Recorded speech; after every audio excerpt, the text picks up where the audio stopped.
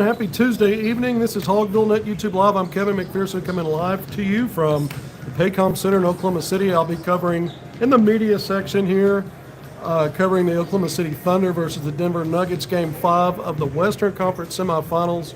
Series is tied up 2 apiece, and you've got Pro Hogs out here tonight. Isaiah Joe, Jalen Williams will be taking part for Oklahoma City Thunder. Players that John Calipari coached at Kentucky: Shai Gilgeous-Alexander, Cason Wallace for the Oklahoma City Thunder, Jamal Murray, one of the star players, obviously, for the Denver Nuggets. So there's a lot of ties with Arkansas's head coach and the Razorbacks. I just named all 5 players involved here. I covered some regular season games here, and this is obviously the playoffs now. Again, the semifinals of the Western Conference. And this is the tightest of the various semifinals. The 2 Eastern Conference series are 3-1. The other Western Conference semifinals also 3-1. This one's 2-2. And there is not a home team in this round of the playoffs that has a winning record at home. Winning records on the road, but not at home. Oklahoma City can change that tonight. 1-1 at home. Win tonight not only gives them a 3-2 edge, but a 1-1 advantage. But we're going to be in and out really quick. Let's get to the Hog news, because this was supposed to be just about combine numbers and measurements and shooting and testing. But a lot's going on right now. I got some intel late last night. I got a call from someone connected with the grassroots scene, basketball, Brad Bill Elite in the state of Missouri, based out of St. Louis, getting wind that J.J. Andrews may end up at Missouri because apparently Dennis Gates and whoever the money people are over there have stepped up their NIL in recent days. I got the call last night, did not get a firm number on that. So I just asked, hey, can you firm this up a little bit? Because I was going to also try to effort my own secondary source information on it. So the person called me back about 2 hours ago while I was driving and said, look, Missouri staff feels really good about J.J. Andrews at this point. They've stepped up their NIL. The NIL part of it, like I always said, would be in correlation with whatever roles being promised. So this is one of the things I have been concerned about the entire time. Now, does that mean that Arkansas doesn't have room to step up on its own end? That I can't confirm or deny right now because I don't have any information on that. I've been scrambling just to get this part of it. But this announcement's coming on Thursday, so 2 days from now. In fact, less than 2 days, because it's going to be announced at 4 o'clock Central Time at Little Rock Christian Academy. And so that's when the commitment announcement goes out. If this part is true, then it's down to a decision for J.J. Andrews. If it's true that Missouri has the best offer on the table right now, which is what I heard they've stepped it up.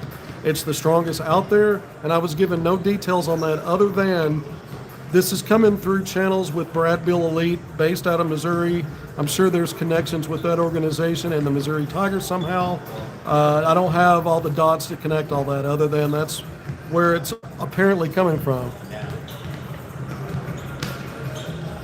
JJ doesn't want to play for Cal, he's not good enough. Well, I wouldn't go that far. Look, Arkansas feels like they've made him a priority. I've said that.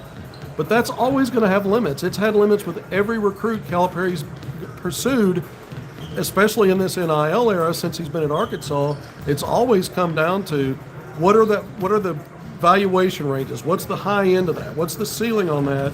And Arkansas has done a good job of holding its water and not going crazy, where other programs will. Dennis Gates and Missouri have made it a point of trying to win over the top players out of Arkansas in the last couple of years. They got K. Honor Boateng out of the state in 2024. You look at the class of 2025, Arkansas gets Isaiah Sealy, offers him early. But J.J. Andrews is one that, because he's been so highly ranked for so long, that Gates and Missouri really put a lot of attention on. And now in the world of NIL, if they're willing to step out there and be the top dollar, then it comes down to what matters to JJ. Again, he would be a legacy if he came to Arkansas. His dad was an All-American offensive lineman a few decades ago and then went on to be an All-Pro in the NFL. He's an in-state kid. Calipari obviously is the best in recruiting when it comes to high school, but it also tells me Arkansas, because they're in on so many high-level five-star guard players in all classes, but especially guard and backcourt, he's casting a wide net in those positions. You've seen it with his first 2 classes that he signed to Arkansas, and the names we've been talking about in 2026 is lining up visits later, and some of that will play out.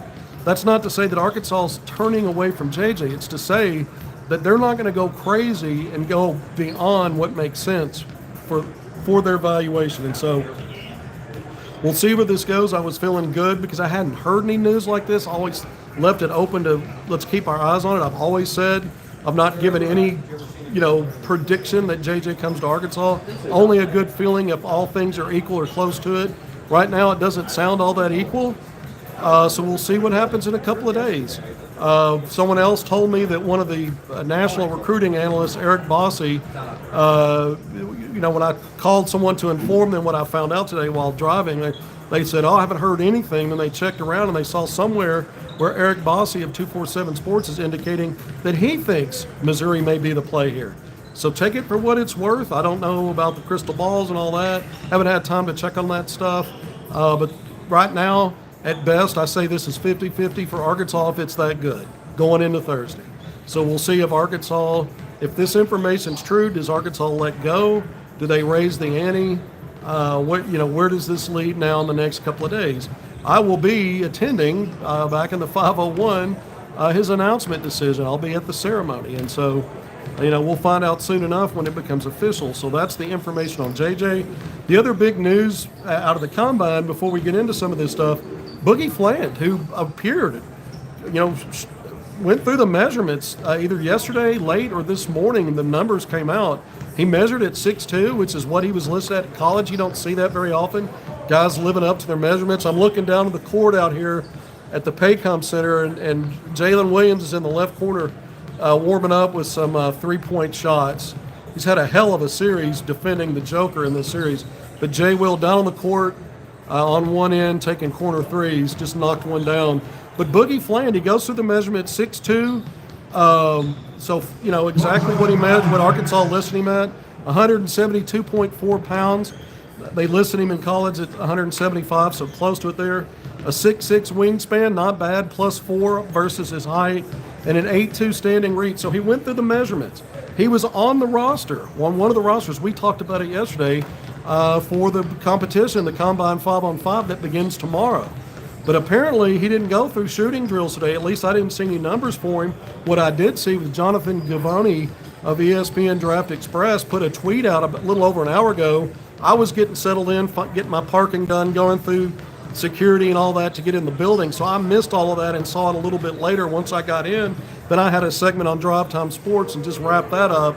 So I'm just now really able to look at this. I don't have any feedback from anybody I know yet. I haven't had time to dig into it. But Boogie Fland has withdrawn from the NBA draft. That's reporting. This is via Jonathan Givony, who says he got it from Boogie's agent. So this is very interesting. We know he entered the draft the portal right before the deadline to do that. He had until the 28th to withdraw. But apparently whatever feedback he's getting at this point, which is very weird because most players would have already gotten their draft range feedback from NBA teams before ever getting to a combine situation and accepting an invitation. And then he arrives, again, goes through the measurements. We don't know what this is about. Maybe there's someone out there that does and is reporting on maybe something's happened. Did he have some kind of a setback? Going through some kind of a warm-up or something. I mean, who knows what's going on here. Maybe there's something going on with NIL where he just doesn't feel like what he can do now in the draft is worth what he can get in NIL 1 year somewhere. He will be one of the top portal players now. If this, in fact, is what's happening, and it looks like it is, I mean, that's credible reporting coming from Givony. And so, Boogie Fland's out there. You've heard Florida. You hear different things. There was a $7 million payday mentioned alongside his name. If he went to Florida, I don't believe that, but he will get, he will prize some of the top NIL money that's been out there because he's one of the top players. Predicting Boogie to Florida. Yeah, and I mean, so Arkansas could be playing him in the SEC. If you're a Razorback fan and you wanted J.J. Andrews, I mean, we'll see what happens. I'm not calling it off for Arkansas. I'm just saying what the latest intel is. And it doesn't look good based on that, but there's time still between today and 2 days from now. And again, with the Boogie Fland news, you weren't expecting him back at Arkansas anyway, but you'd rather him go ahead and have a successful one-and-done entry into the NBA draft, get drafted in the first round, even if it was late, or a good early second round with guaranteed money, something like that. You don't have to face him. You don't have to live with the fact that he didn't finish his college career as a Hog. So people will debate, is he a Razorback or not? But if he ends up in the SEC at another school, nobody's going to be thinking Razorback Red and associating that anymore with Boogie Fland. Carter Knox stays and we get Boogie. I just don't see it, because you're just jam-packed at that lead guard spot. You're going to have Acuff starting at the 1, a 5-star McDonald's All-American, arguably a guy that's got a pathway to All-League this season if he stays healthy. DJ Wagner, maybe starting games playing beside Acuff, but he's going to play a lot on the ball. Another former 5-star McDonald's All-American who played his best basketball on the 1 last year. So you're going to have 3. I mean, you could be paying a lot of NIL money for those guys. Believe me, DJ Wagner got a handsome raise to stay at Arkansas, come back for a 3rd year under Calipari, 2nd year as a Razorback. And, Acuff got a nice bag coming out of the high school ranks at the level he was being recruited at. Boogie's going to command a nice bag as well to be a sophomore somewhere. You're not going to be paying a ton of money for guys that play the same position, because you can't get them the minutes. You can't play 3, 6'2", and under guys at the same time either. DJ 6'3", okay, whatever. I'm just saying, there's just not a path for that. Carter Knox, when you look at, let's hit Theo real quick. I haven't had a chance to check out to see. I didn't see any shooting numbers for him yet, but his combine measurement, 6'6 1/4. They listed him at 6'8 at Arkansas, but in shoes, this is barefoot. These listings, the same with Fland at 6'2. Barefoot, 6'6 1/4. That's no surprise. 218.4 pounds. They listed him at 220 at Arkansas. 7-foot wingspan. That's really good. So nearly +6 inches on that wingspan relative to his height, and an 8.5 standing reach. 8 feet 8.5 inches there. So that's all those measurables are really good. I'm interested to see if there's any agility testing for Theo. Again, I spent so many hours in the car today that I didn't really have time to take breaks and really search out some stuff to see where things. So I'll be looking on that for tomorrow's segment and fill in what we didn't talk about today, because there's a lot left on the table. But Carter Knox, 6'5". They listed him at 6'6 last year. 214.2 pounds, listed at 220 at Arkansas last year. 6'10 1/4 wingspan, so +5 1/4 inches there. That's good. 8'6 1/2 on the standing reach, also good there. So all that's good. That's solid. He did a 32 standing vert or a no-step vert earlier today. That at the time was tied for 6th in the overall combine for best. On the standing vert, on his max verts, you get a start, 39.5 inches, nearly 40-inch max vert. That was tied for 4th best in the combine. So far the testing. Now, when you look at his shooting, off dribble, 19 of 30. That's okay. Spot up shooting, not so good, 11 of 25. 3-point star, which is a drill, 16 of 25. That's okay. 3-point side, 18 of 22. That's solid. That's really good. Free throws, 9 of 10. So take it for what it's worth. I don't think there's anything here that hurts Knox. I think some of the athleticism and measurements probably help him. And I don't think he's hurt by the shooting stuff. And certainly the NBA teams are going to look at what he did as he matured over the course of a freshman season last year and improved himself, improved his game. So it's kind of a mixed bag right now, mostly positive for Carter Knox, the way I see it. And so let's see what we're getting here. I missed some of the comments. Probably not a good day. I'm not very good with them anyway, and it's now we got Jay Will at the free throw line, knocking down, practicing his free throws, warming up here, knocking some down. We also have Cason Wallace on the court, and it looks like maybe Andrew Wiggins.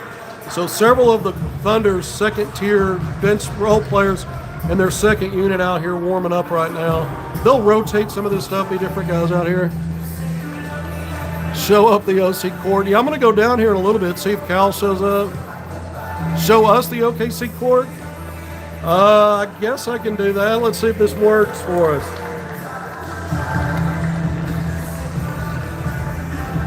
Hopefully I've got this at the right angle and you can see it down there. I'm way up here in the nosebleed.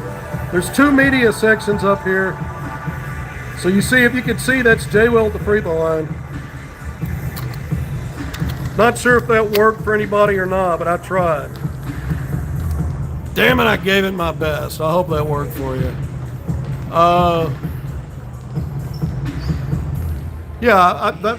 Someone just posted, I'm seeing people saying JJ not coming to Arkansas. I mean, that very well may be true. It's what I opened up with here, talking about the fact that I've got a source called last night. Somehow, some connection through Bradville Elite, which is based in St. Louis in Missouri. They've got ties, obviously, to folks in that Missouri program, that they've really stepped up their NIL offer to JJ in recent days, and they were trying to get more information. And so they called me back today and just said, look, they're the leader right now in terms of the offer. They've got the best offer. And it correlates again with opportunity. And so that's what I'm told. I wasn't given specifics other than their lead in that, and that the coaching staff over there feels good that JJ's going to be a Missouri Tiger. So, again, I'm at a point now where I was feeling better about Arkansas because we're getting in the late hours and I hadn't heard anything like this. But I was concerned about it being a possibility. And here we are. And so at best, you gotta hope Arkansas obviously will get an opportunity to raise it and be in the mix there. Again, they're not gonna go outside their valuation, so I wouldn't count on it. I'd really like to know the amount because it'd give me an idea for Missouri's offer. It might give me an idea if Arkansas would even be reasonably in play there. That I don't know. So I don't rule Arkansas out making a push here. But it's looking more and more like Missouri right now. So we'll see what happens. Again, we're going to find out soon enough. Again, I'll be covering this game tonight. I'm going to sign off now. I'll be back on the road after it's 8:30 start. I'll have pregame and postgame press conferences with both head coaches. Game coverage, I'll be putting a lot of this on my social media, Twitter. On the road, probably getting back home 4 or 5 in the morning. And then in Little Rock tomorrow, Calipari will be in the 501 tomorrow afternoon, early evening, for the One Razorback Roadshow event in Little Rock. I'll be there to interview him as part of a media scrum before that event. I'll be at J.J. Andrews' commitment announcement in Little Rock on Thursday, so we'll see what happens there. And then Friday through Sunday, I will be in Memphis for the Nike EYBL session. That is the first live eval session for Division I coaches to go out and evaluate players. Calipari, Arkansas staff, will be in Memphis. I believe Calipari will start out in Memphis probably Friday as soon as it starts, and they'll move around the country to the other various events, Adidas, Under Armour Association, and Puma Pro 16. So I'm going to be all over the place, all over the region, I guess, out just outside Arkansas and back in Little Rock, hitting and missing. Busy week in basketball stuff we've been talking about. And I'll be giving you as much information as I can, keeping up with the NBA Draft Combine. I believe tomorrow from 1 to 5 Central Time, one of the ESPN channels is televising the Combine 5-on-5 stuff. So we should see, assuming Carter Knox is staying in, and see him compete. Duthero was not listed on one of the rosters, so we've talked about that. He's likely not competing unless he adds himself late. I don't think that'll happen probably. And now Boogie Fland has withdrawn, and we've seen the last of that apparently, and he's going back to college. And then we just keep an eye on those developments and what happens there. Thank you for joining me on HogvilleNET YouTube Live. I'm Kevin McPherson. We appreciate you. Please hit like, share, subscribe, especially that last part. Please hit subscribe. We'll be on as soon as we possibly can. Yeah, someone just said Sealy.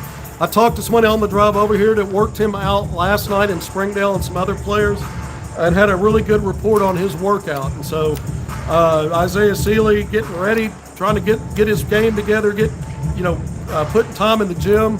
And he was working on it last night, and I may have more on that the next time I come on. Until next time, if something breaks later today, I guess I'll jump back on. If not, it'll be sometime tomorrow. But until then, thanks for being here. See you soon.